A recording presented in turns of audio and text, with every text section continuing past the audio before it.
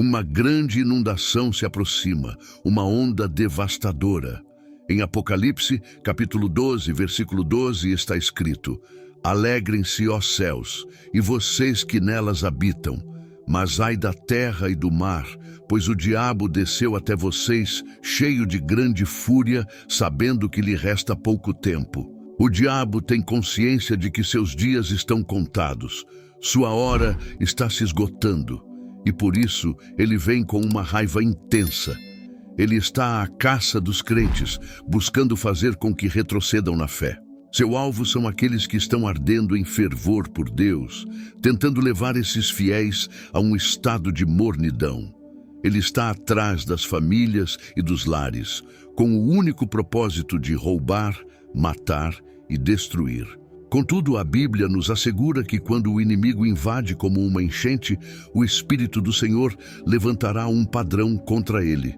Isso significa que se o diabo tentar inundar sua vida, em nome de Jesus, as portas do inferno não prevalecerão. Antes de continuar o vídeo, quero avisar que as inscrições estão abertas para o nosso mais novo curso, Como Jesus Interpretava a Bíblia, com um desconto especial de 90% válido apenas este mês. Nele, você vai aprender a compreender as Escrituras da mesma forma que Jesus fazia, explorando contextos históricos, culturais e as parábolas de maneira profunda e prática. Ao clicar no link abaixo e garantir sua vaga, você estará investindo em um conhecimento transformador. Não perca essa oportunidade única. Seja qual for a inundação que você enfrente, Deus se levantará contra ela. Você tem um libertador em Jesus. Ao permanecer na presença do Senhor, você está em um terreno elevado, protegido por uma defesa inabalável. Nenhuma inundação vinda do diabo pode causar-lhe dano.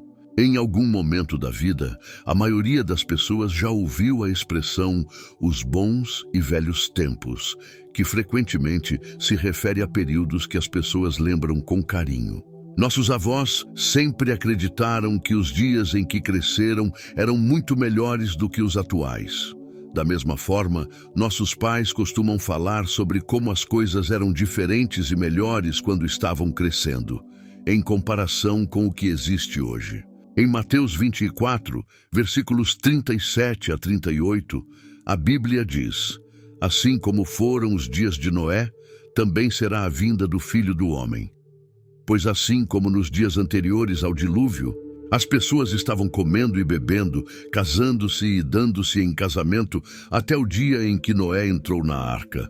Ao longo das gerações, a reflexão sobre os dias de Noé leva a uma pergunta importante. Você diria que a sociedade como um todo tem melhorado moral e espiritualmente desde a época de Noé, ou que tem declinado moralmente desde então?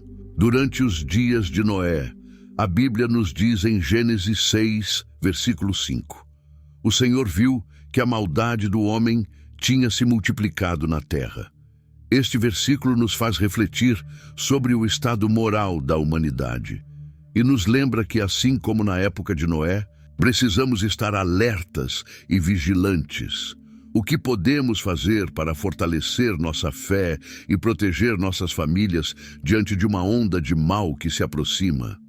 É crucial estarmos preparados e fundamentados na palavra de Deus, buscando sua presença e amor a cada dia. A maldade era imensa na terra, e todas as intenções dos pensamentos do coração humano eram apenas malignas continuamente. Como podemos comparar essa geração atual?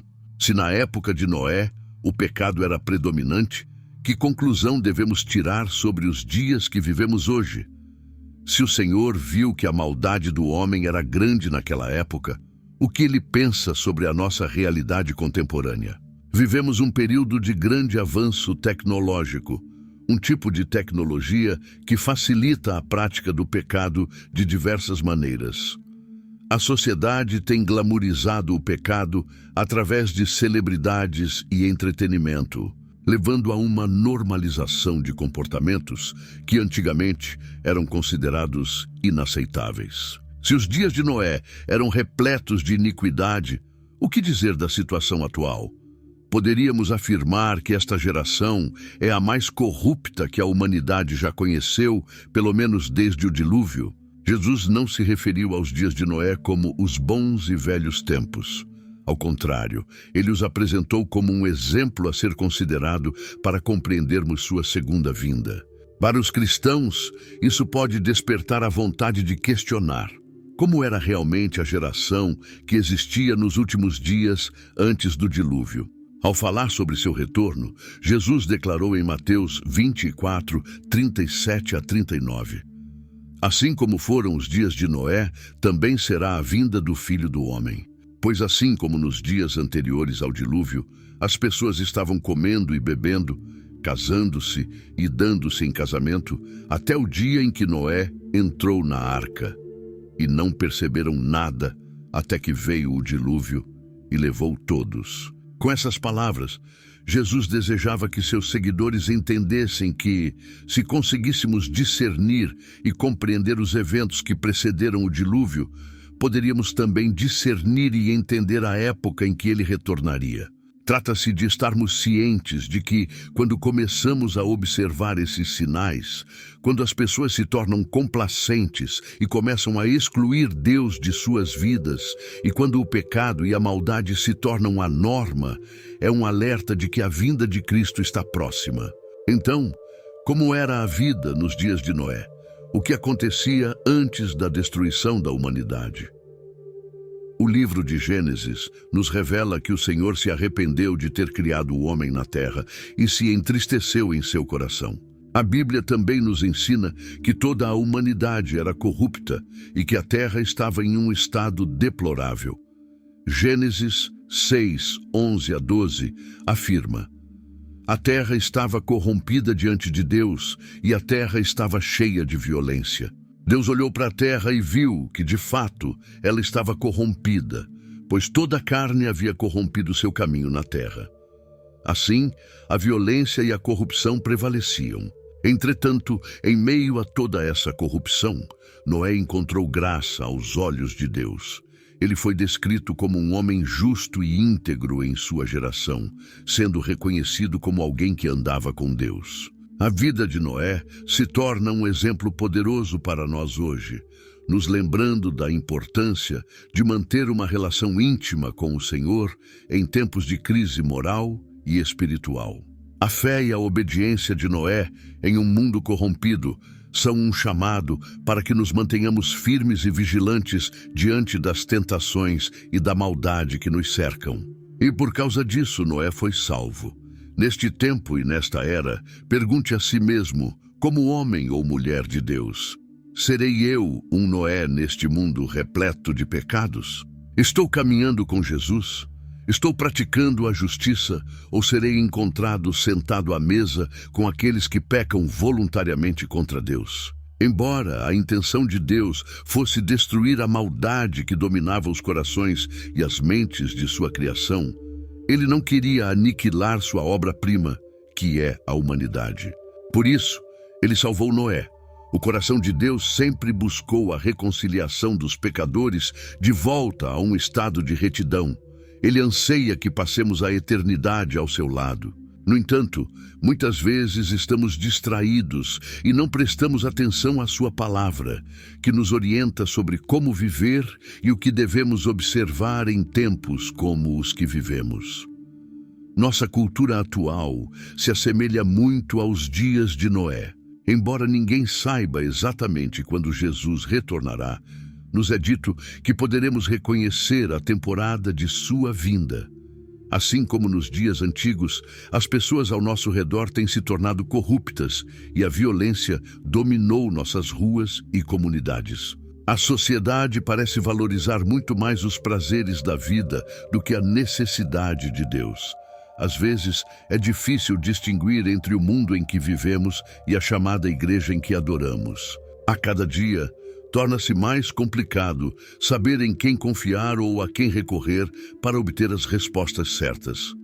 Aqueles que um dia consideramos amigos agora são vistos mais como conhecidos distantes. Com a condição do mundo em que vivemos, muitos se perguntam se ainda há alguma esperança. No entanto, O plano de Deus, desde o princípio, nos oferece as respostas que precisamos para que a humanidade evite as catástrofes de ser arrastada pelo dilúvio que, em última análise, nos separará de Deus para toda a eternidade.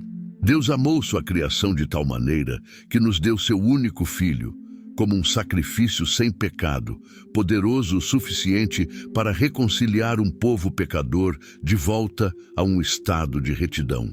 Esse é o estado que Deus deseja que alcancemos, para que possamos sempre estar em sua presença. A oferta de redenção está aberta a todos e cabe a nós aceitá-la, permitindo que Deus transforme nossas vidas e nos mantenha próximos dele em meio ao caos que nos cerca. Para a eternidade, pode ser desafiador encontrar alguém neste mundo em quem possamos confiar plenamente para nos guiar em direção ao que é certo. Contudo, há um que sempre nos conduzirá à verdade. É importante entender que nunca conseguiremos fazer o suficiente por conta própria. Nunca seremos bons o bastante em nossa própria justiça para garantir uma eternidade com Deus. No entanto, existe alguém cuja justiça pode superar todo o pecado e fraqueza conhecidos pela humanidade, e esse alguém é Jesus. Nunca poderemos olhar com a intensidade necessária, longe o bastante ou pelo tempo suficiente para descobrir um caminho que nos una ao único e verdadeiro Deus Santo e à natureza impura que habita em nossa carne. Mas há alguém que literalmente se permitiu ser ridicularizado, cuspido, espancado e crucificado até a morte, a fim de estabelecer a conexão essencial entre a morte e a vida. E esse alguém é Jesus Cristo. Podemos afirmar que Jesus Cristo é a nossa âncora na atualidade e o único meio disponível para a humanidade escapar do dilúvio que se aproxima e evitar uma eternidade sem Deus. O apóstolo Paulo ensina em Romanos 10:9, que se você confessar com sua boca que Jesus é o Senhor e crer em seu coração que Deus o ressuscitou dos mortos, você será salvo. Pois é com o coração que se crê para a justiça e com a boca se faz confissão para a salvação. Nossa confiança, nossa fé e nossa confissão em Jesus Cristo como nosso Senhor e Salvador são o único caminho para a segurança eterna. A justiça de Jesus é o único véu qualificado capaz de cobrir os pecados da humanidade e nos reconciliar de volta com um Deus Santo. Assim, cabe a você abrir seu coração e aceitar essa verdade transformadora, permitindo que a luz de Cristo ilumine seu caminho e lhe conceda a vida eterna que ele prometeu a todos que creem. É um convite a experimentar a plenitude da vida em Deus, onde a esperança e a salvação se encontram.